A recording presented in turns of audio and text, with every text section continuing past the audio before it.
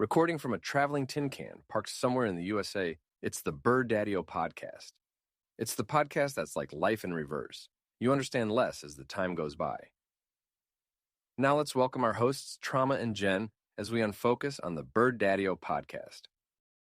Hi, this is the Bird Daddy-O podcast, and I'm Trauma. And this is Jen. And we're recording from home today because it's hot outside. Yes, it is. It's way too hot. Yes. Our cat Winter's here too, so if you hear her asking questions, we'll try to get to those too today. All right, Jennifer, let me tell you why I brought you here today. I want to talk to you about dreams. Should I be scared? No, I don't think you should be scared. I was reading a paper today, and it was a very preliminary study that was looking at the way people with reward deficit syndromes, which includes ADHD, post-traumatic stress disorder, Tourette's, and a couple other neurological conditions, how having those conditions affects their dreams, the neuroplasticity of their brain, and the changes that can occur over time because of these changes in the way they deal with dreaming, sleeping, and things like that. So I didn't get too deep into it because it was difficult and it didn't have much information in it except using a drug that affects dopamine and changing some of the outcomes of a limited number of people. So, let's talk about dreaming, which of course brings us into sleeping. How would you rate your sleeping? Do you sleep well? Do you not sleep well? Now as an adult. It depends on the situation. I feel like, and I've mentioned this before, I don't ever feel tired. I get confused by the feeling of sleepiness, I guess. So when I'm tired, I'm asleep. And when I'm sleeping, it's a deep sleep, but I'm also easily wakened. Right. So possibly not really a deep sleep because, you do at least dream, but you do complain about feeling tired even when you think you've slept a lot. Yeah. Yeah, I think some of these are common things, supposedly, with ADHD, is that there's some issues with sleeping. It could be things that you don't go to, like not having the routine to go to bed at a certain time because you might be hyper-focused on something and not consider sleeping. Like you said, you're confused by tiredness. So, and you may think you have slept enough or something like that, but you still kind of don't feel that it's enough, or you still feel foggy or cloudy. Difficulty with that. Like I could see that could be difficulty with everything in everyday life, like feeling motivated to get up, go to work, studying for school, stuff like that. Have you had issues with that as an adult, where you may not have great sleep quality? You feel tired, and it sort of affects a lot of facets of your life. Yeah, I think, like I said, that feeling of tiredness, what people call it, I feel sick. So, when I do sleep, I don't know, like I said, it feels like I fall into a deep trance of sleep, but maybe the quality isn't as good as I think it is because I just fall asleep like that. And I feel like it's like a deep trance. But then again, especially when I'm expected to perform intellectually at a higher level, like in school or for presentations for work, sleeping is definitely more difficult because I'm expected, for the level of information you're supposed to know for these types of things, it's stressful. And that kind of stress is it's difficult to sleep when you're expected to perform at these levels. So, and then in those conditions, I don't think I sleep that well. And then it kind of creates this horrible negative feedback loop in my brain, especially when it comes to memory. So like increases my fogginess, and it's difficult to remember things because I think I'm just so stressed out about like what I'm supposed to know. So then it almost like makes, I think it's more like I don't want to study or I don't want to do this specific thing for work, so I can't really focus on it. But then because of that, I just get fatigued quickly. Right. So that's one way, and this is something we can go into in more detail anytime, is the way how sleeping affects your like conscious life, right? Yeah. Now, the cool thing about sleep is the subconscious part of it, right? So we're talking about things subconscious, unconscious, and dreaming. And so obviously you're setting the scenario where with a condition like ADHD, you have issues with sleeping, issues with timing and scheduling and how it affects you and your anxiety. All of these things simplify to you could probably sleep, but you might be easily awakened. You might have issues with your dreams, which we'll get into right now. And these affect your waking life as conscious, but now focusing on the subconscious, you do dream, right? Every single night I dream. Okay. And would you say they're vivid dreams? Extremely vivid dreams, yes. And just one more thing, do you occasionally have lucid dreams, meaning like you're dreaming? Yeah. Okay.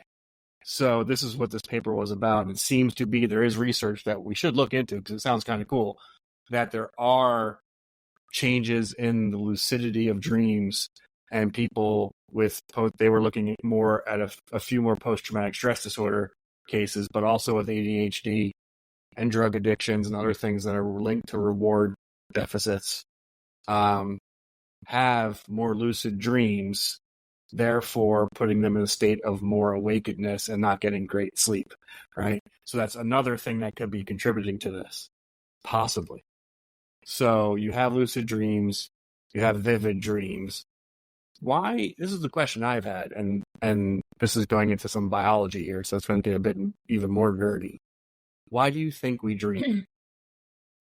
So they say we don't know why we dream, but I have my own theory. That's why. And we did not prepare for this. So. No, I never. She's gonna shoot from the hip on her theory. Go. I never prepare for these. You're always like, "Oh, this is what we're doing I didn't right prepare now." for this. I just read this paper and said, "I'm doing this now," because we never have time. And this is again like I'm not a religious person. I would say I'm a spiritual person, and based off of my experiences through life, like I create my own spirituality and certain things that I believe in, but I personally believe that human beings are here and we're with the purpose to face specific challenges that we have chosen in past lives. So I think that there are new souls, I think there are old souls, and I think that souls are recycled. I don't know what the goal, if you think of it of being nirvana as being a goal, like I don't really know what that specific goal is. It might not be nirvana. There's another level to consciousness that is beyond the comprehension of the human mind. I think that's what I think. So but why we dream? There you go. Thanks for stopping that tangent. Why we dream? I think when we sleep, it's a space where we're able to calm the analytical mind, get back up a little bit into our subconscious, thin the veil, as some may call it, and access a parallel universe where our brain waves become a little bigger, I guess, and you're able to tap into a parallel universe and almost dump what you've learned into there. Think of it as like a giant computer. Everything that you experience in your lifetime as a human, your experiences then become downloaded to think about this giant computer. And when you sleep, you're able to kind of dump it into the computer. And then I feel like when you die in the soul life, you're able to access your experiences and learn from everything you've done. Okay, there's way too much to unpack there, but the dreaming part of it, just to underline it, the dreaming part sounds like you're saying is a mechanism through which we can turn off the conscious activity of the mind, or the conscious activity of the mind is slowed or dampened, Yeah. and the subconscious is able to make connections. Yeah, I guess I didn't fully answer that. I yeah, know, but you're that's the able to wonderful talking to access. someone with ADHD. Yeah. Okay. So the I other might have to part, wrangle you a bit. yeah, I know. So the other part is, I think when we sleep, it's typically at night. Most humans sleep around the same time. So I think, especially with people you are very connected with, close friends, family, people you deeply care about, especially in a dreaming state, you're able to access their energy in that state. Okay. So it's And basically like interact. the dreaming is a potential for connections, Healing. energy. I would say connections among people, space, time, kind of thing. It's almost like a clairvoyance, I think. Okay. But people don't realize it. Okay. So I think the difficult part is, of course, that is very subjective. Sorry. And if we want to put an idea of what is known in science into that, I still don't think a lot is. Like, this one paper was talking about MRIs and using them. I'm just not sure. I think they were looking more at pitching a drug that increases dopamine. I don't want to overspeak about it because I don't know enough about its mechanism. They talk a lot about increasing the amount of dopamine by changing RNA. So we'll just say that for now, not to get too deep into it. And you produce more dopamine, and this seems to quiet the need for the reward system, or puts it into a better homeostasis. Okay. What I'm trying to say is, what scientific things could kind of point to those, subjective connections? And I think, in my opinion, is that we're talking about brain plasticity, right? It's a very important thing for your brain to itself make neuronal connections for memory. Maybe talking to people that you've known or do know could be memory driven, right? Like things that, like, you think are happening or you might be predicting could be like just having a memory of something, but tapping into the way to use that memory while you're sleeping. So I think there's definitely an open playing field with the subconscious. But what is known scientifically is, at the point where you are dreaming and or in the subconscious state, is a time when there's more plasticity to your brain, and the neurons can make connections that are there, kind of like when you're on hallucinogenic drugs, right? You are making connections and things that you normally wouldn't in a conscious world because you're focused on some other things. Now you're dreaming, you could be focused on anything in the recesses of your mind, which may be interpreted as, like you said, anything you said there is a possibility in a dream, right?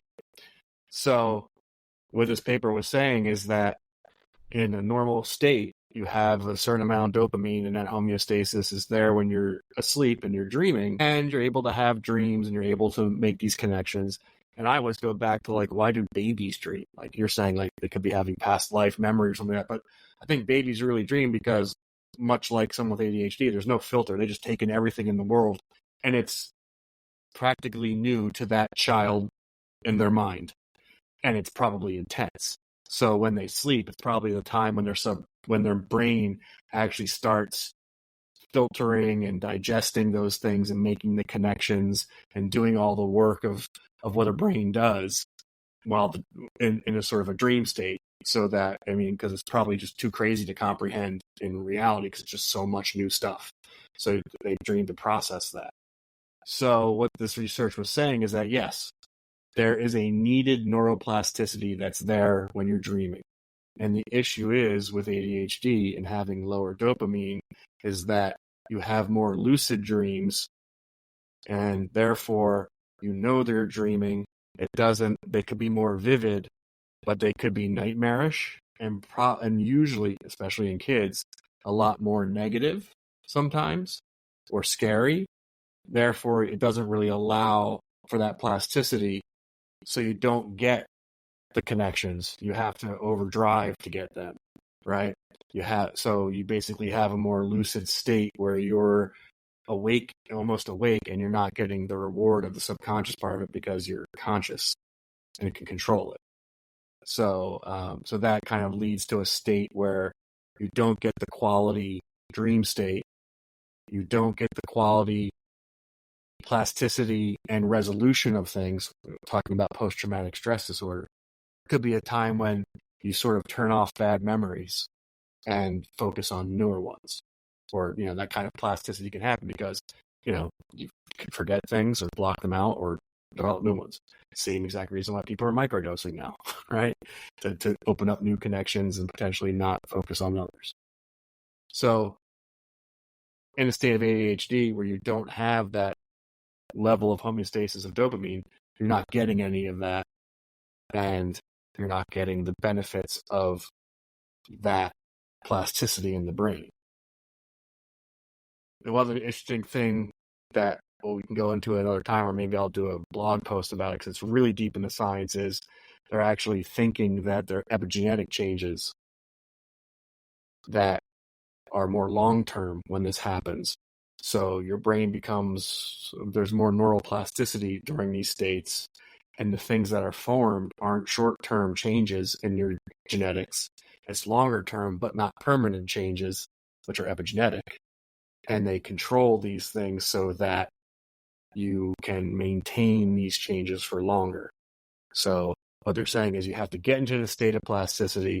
There's some things that are functioning and changing, and maybe the level of dopamine is just right. You're able to get the right thing going on in your dream, and you sleep through it, and it forms the right connections, and everything's grand, and you don't have a lot of vivid, scary dreams, and you wake up the next day, and you feel refreshed, and you forgot about the post-traumatic, you forgot about the stress that happened, and you have a different viewpoint or in your head, which could be a different, one of the better lives you had is one that you remember that evening, kind of thing.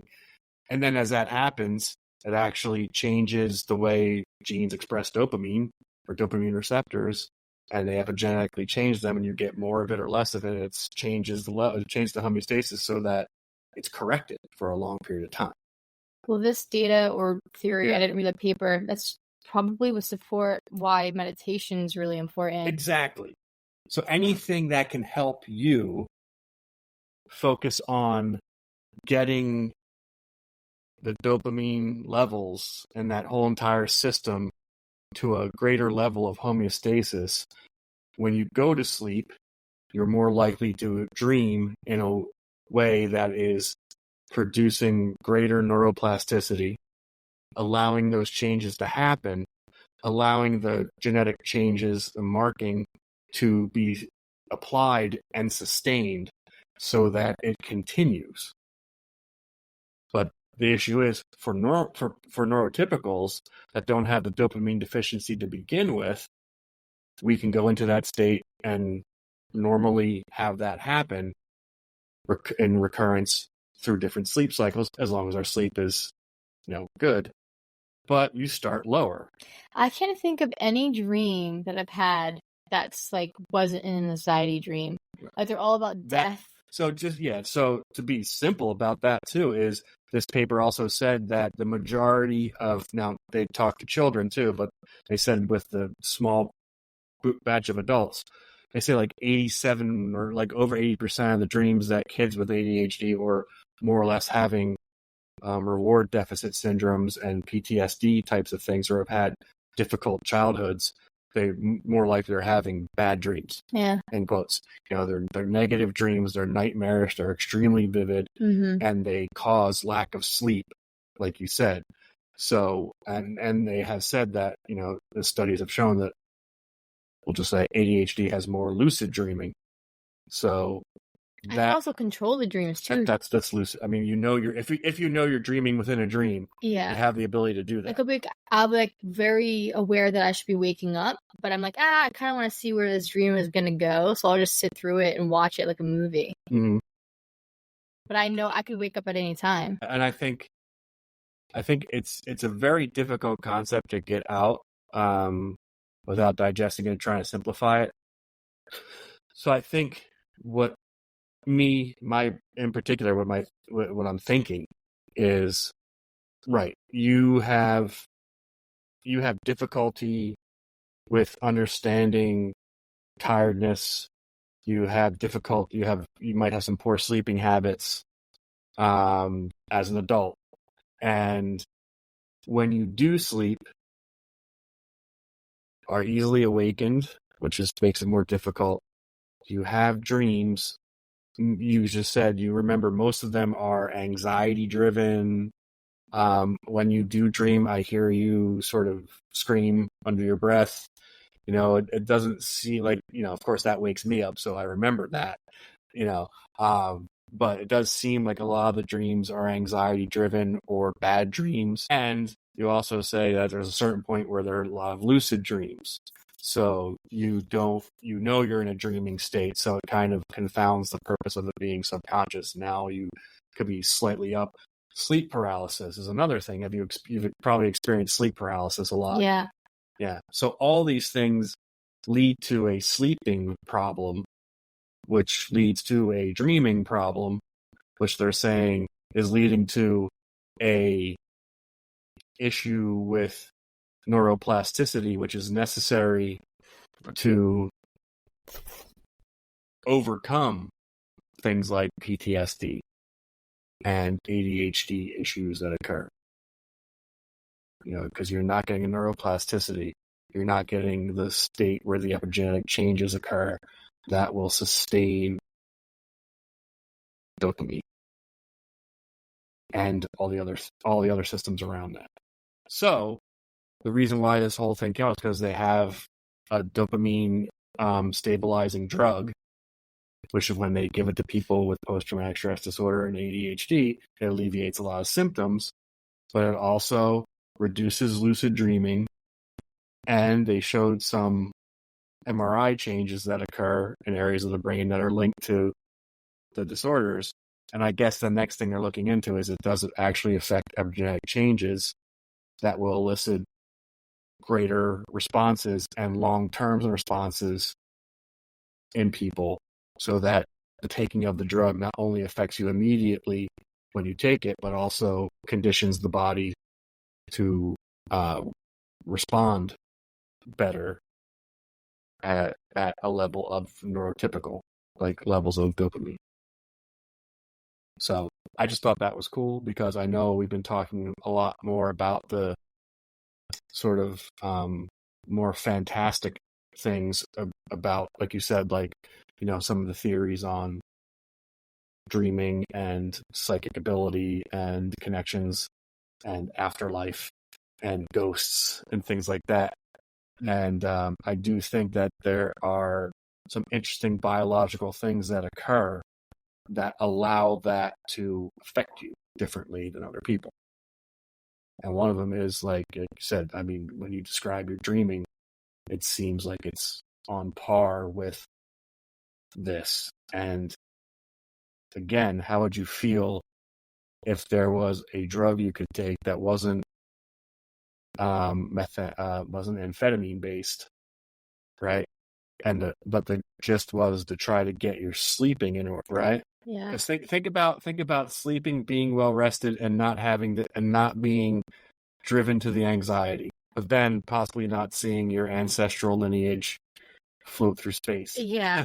So I've never taken medication for ADHD, but with ADHD, I also have a severe anxiety disorder, which is probably the ADHD.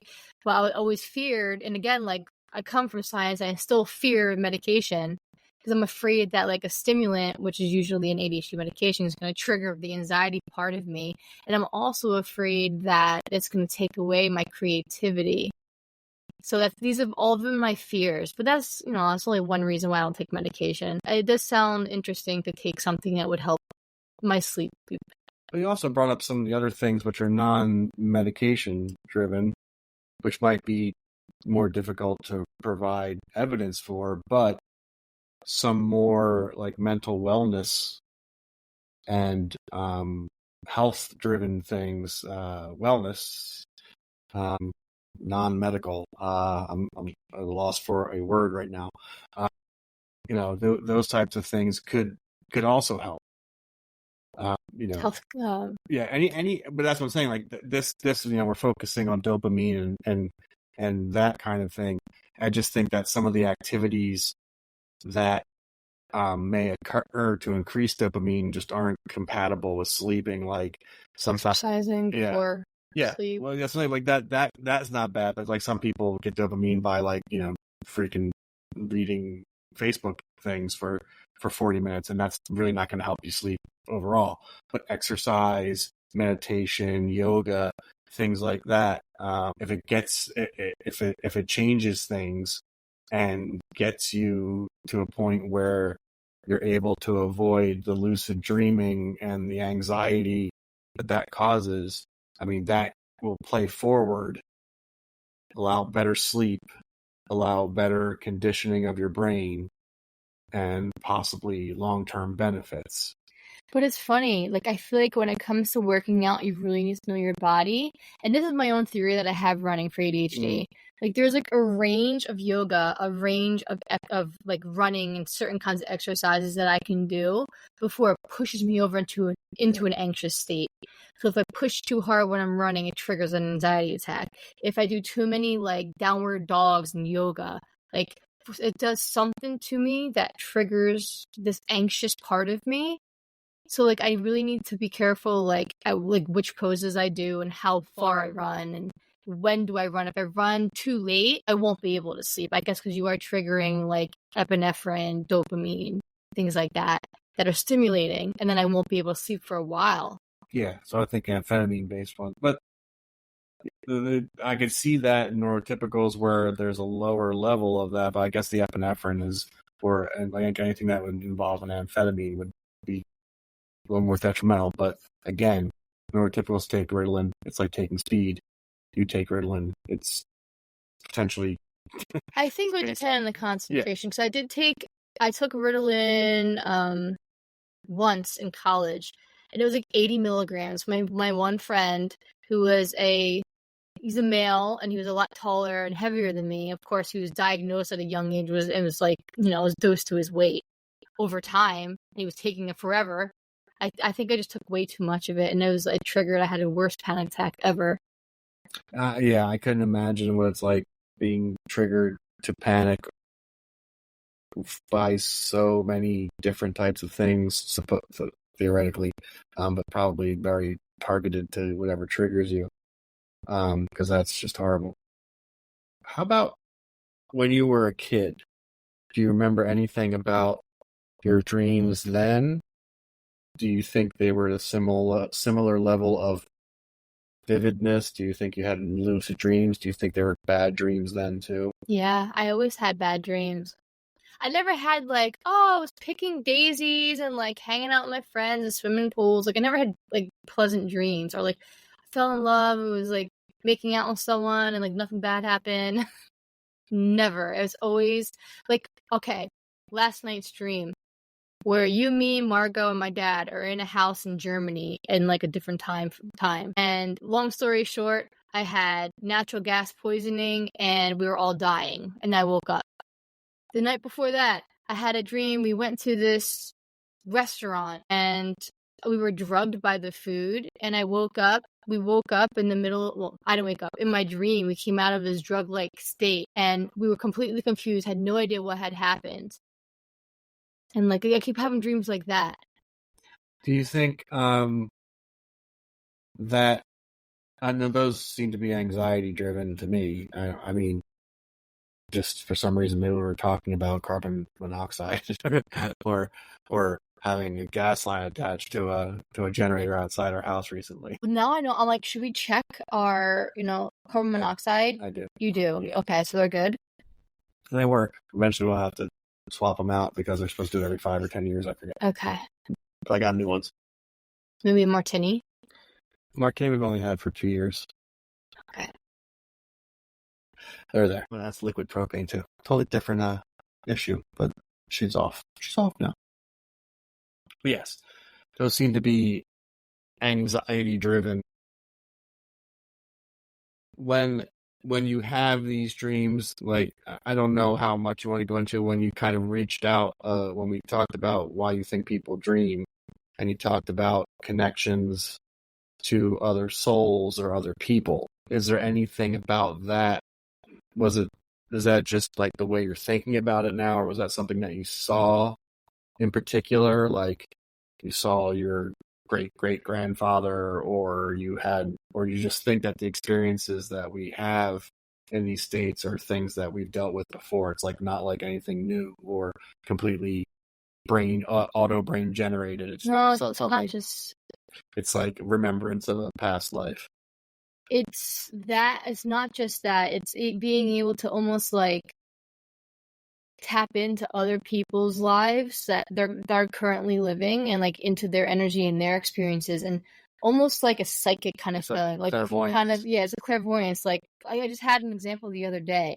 Like I had a dream that my colleague and her mom, they're both from India, were calling me because her mother really wanted to connect with her mother, so my colleague's grandmother, and it was they were very eager to talk to me, and the phone kept ringing, and I'm like, I'm sorry, but we can't get it through. And there's a difference between a dream and something where a message is meant for you. So like you really have to tease. It's a very subtle difference. You have to know like how to tease apart the differences. But I woke up from this dream or vision, whatever you want to call it, knowing, it's like a knowing that this was a message, and it's kind of difficult to have these things happen to you, because then you start asking, how do I deliver the message? Are you going to affect this person's life? But if I don't deliver the message, you can also affect their life. So it's like sometimes I'll have a dream about someone that's hurt, someone that needs help, someone that's gonna die, and like it's like you ask yourself, do I tell this person? Because what if I'm not deciphering it correctly, and if it is a dream versus not, like if it's a message. Even that's riddled with some anxiety, and those things are fairly negative too. Yeah, well, right? It turns out what I saw was true. Like the messages are never like they're gonna get a puppy today. No, never. No, I mean, it's not always death either. But they're usually things that are. It's typically, so I've been told, and I've always kind of known that I'm a healer. And I think not like physical healer, I'm a mental healer. Yes. And I feel like if someone really needs help in that sense, like I can receive these messages and I'm able to somehow help these people. Well, maybe that's good and maybe that's bad that these things interrupt you while you sleep. But that brings up another point, is like you basically differentiate two different things that can happen when sleeping. One is a dream, and the other is something connecting to you to deliver a message, right? And it's a double whammy on you, because your dreams, because of potentially biological neurochemical changes, don't produce the same neuroplasticity and dream quality of a neurotypical.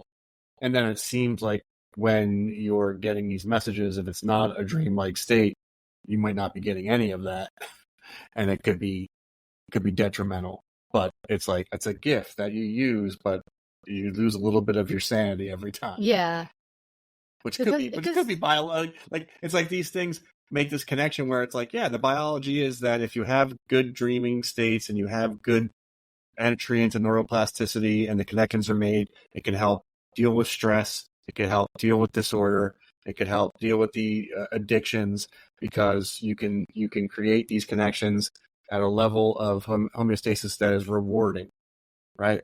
I'm going to go to sleep. I have a dream. It's rewarding. And the next day I don't have to get up and do smack or something like that, right? Yeah. Okay. Or I don't have to think about the fact that I shot a guy in Vietnam, whatever it is. Whereas you are like, I'm going in with anxiety. I dream. I know I'm dreaming. It's anxiety. I got to differentiate if it's a dream or a message. And I got to deliver this message to someone. Or not deliver, yeah. Like, just from the get-go, it's a freaking too many decisions to have to make, and you just want to go to sleep. But I also, not just the living that I connect with, I also have, like, there's 3 times in my life that my grandfather, who had passed a while ago, when he comes to me, it's a message. He only comes because I feel like the other side, the parallel universe, whatever the hell you want to call it, Like, they're not supposed to tell us what to do. Like, our purpose here is to challenge ourselves and overcome. But if you're going down, so we make decisions. So there's not really a destiny for us. We can decide how to get there. So there's going to be some changes in your life for what our purpose actually is. But they're here, like, if you're way off track, or like if there's like severe danger, they'll guide you. And there were 3 times my grandfather came to me and guided me, and he each time was correct. What was your relationship with him like, very briefly, in general? Did you have, like, was he around a lot when you were a kid? Did you spend a lot of time with him? So my grandparents lived, we lived in New Jersey. They lived, I don't know, about 45 minutes away. So we didn't see them often, but when we did see them, it was for longer periods of time. So like when I was a child, like we lived in the middle of nowhere. My parents were working, so they would watch us. So my grandparents helped raise me at a very young age. And then when I got older, my mother would stay home with us. But in the summers, we would be dropped off. That's when my grandparents moved to Florida, and we'd stay there for like a month, or I think 2 max. Long-term exposure to him. Yeah. I'm just trying to see if, since he's in your subconscious, or in that state, he's more of a messenger in your side, whether or not that has precluded using the dreams to resolve any issues with him. Because let me just say that again, if we're saying that one theory is we use dreams to take reality and create new connections and deal with some things in a subconscious state, so that it is a different outcome than if we were doing it consciously, right? Baby dreams to kind of process everything, because there's a lot, or we need an altered state to deal with stress, to not have stress and deal with things that in a different light. We'll just say that it's like an altered experience, which kind of fits everything. Like you, if he's always bringing you a message, you're never having a dream about him that will help with those types of things. I do remember some vivid dreams that were a bit scary to me about my grandmother, but I realized, those dreams were helping me deal with any sort of issues I had with my grandmother or my grandparents, or the way my grandmother was treated, or, those kinds of things. So I don't know if it was delivering me a message. I can't attest to that. I don't think it was. But, I think those dreams happened, and it helped me deal with my relationship with her. You know what? To be fair, I never had a relationship with my grandfather. He was also in the Korean War. He was a very quiet guy. He'd never discussed it until the day he died. He told my grandmother some stories, but he never talked. He's quiet. He would go golfing when we were around. Like, he was a very noble man, but he wasn't the type to like make relationships with children. Yeah, it's kind of like an old school boomer. Yeah, yes, he was. Or like older, like guy from the 50s. Yeah. Well, that, because I think when talking to people about this, regardless of their ADHD status or whatever, it seems like I'm with you all the time. We know each other. When you have a dream about me, it's probably more of a dream. I see when people are delivered messages, it's either someone they don't know or don't have a connection with, right? Like you did, like this Indian in a loincloth came up and, and delivered a message to, watch out for the eagle at sunrise. And I'm like, I don't know any Indians, and I probably wouldn't wear a loincloth around in any way, shape, or form, or trust anybody with a loincloth, because I don't even know what one You're is. a new soul, so I don't think you were one. Well, but even then, I'm like, just in your experience now, you can't assume you know everybody. Even if you were on this planet a million times, there's just way too many people to probably know all, right? No, you don't know all. Okay, so I just have this feeling that when people feel they have this, like, something talking to them, it's either, okay, so someone who's dead and they're reaching through the veil to talk to them because they know something, whatever. But it always seems to be the people that you don't know anything about. You're not trying to resolve conflict with. They're not, if you're having a dream about your dad, it's probably because you're trying to resolve some shit with your dad. Not like he's trying to deliver you a message. But your grandfather, or a spirit animal or something like that, little less knowledge of it. So when they're in the picture, it's like, wait a minute. Yeah, it's more obvious. It's more obvious, and you're probably not in that state where you're more likely dreaming. right? And it's very strange because I was very close with my grandmother, that same grandfather's wife. And I've never had her in a dream, but I've seen her like in front of me. Yeah. Or maybe it's the other way She around. delivers messages to me while I'm awake. Or maybe Like in she a showed state, herself. right? Or maybe in a state it's the other way around too, where in that point someone's supposedly delivering you a message. However, you're dreaming and you're just using it as reward, fantasy fulfillment, something like that. You know, it's like if the object of your desire is in your dream, you're less likely to be like, wait, let's talk about some messages you might have. It's going to be like, let's do some cool stuff like bang. You know? Right? It's going to end up that way, maybe, and not the let's play Parcheesi and talk a bit. So, like, weird things happen in dreams, I guess.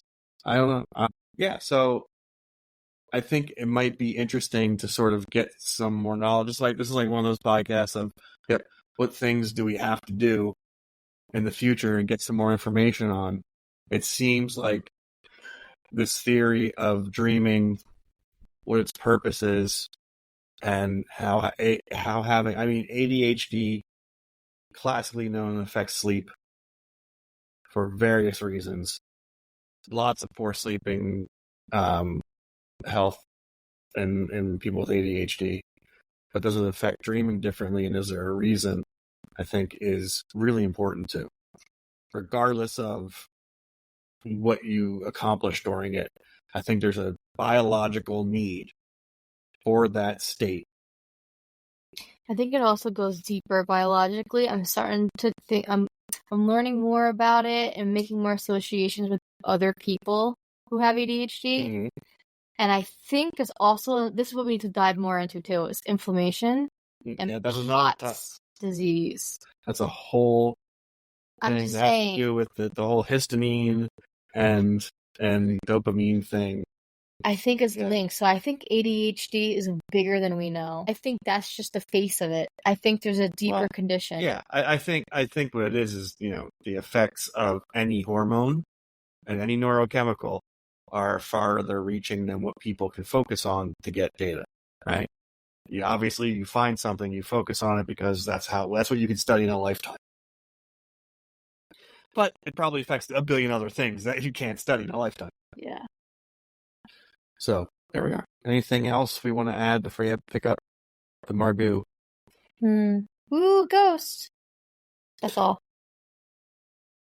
Oh, we got to think about what we're going to make for our Halloween costumes when we go to Salem. We had an idea, but for some reason they never stick for longer than a term of 7, whether it be 7 days, 7 weeks, 7 months, or 7 years. That's because the birds changed from a raven to a rooster to... Yeah, what happens when you ask a 3-year-old? Toucan. Yeah. 3-year-old and a mom with ADHD. Anyways, that's what I'll be thinking about for the next 5 minutes. Okay. And then it's time to shut down this, and we'll get back to you later. Thanks for listening. Bye. Toodles. And that wraps up another absolutely fabulous episode of the Bird Daddy-O podcast. Please subscribe, and share this podcast. Your support fuels the fires and feeds the chickens. Special thanks to Trauma at Bird Daddy-O for the fantastic production. And of course, a huge shout out to Spotify for hosting our podcast and providing incredible tools for podcast creators like us. We couldn't do it without you. Don't forget to tune in next time for more fun and insightful discussions about all things ADHD and chicken.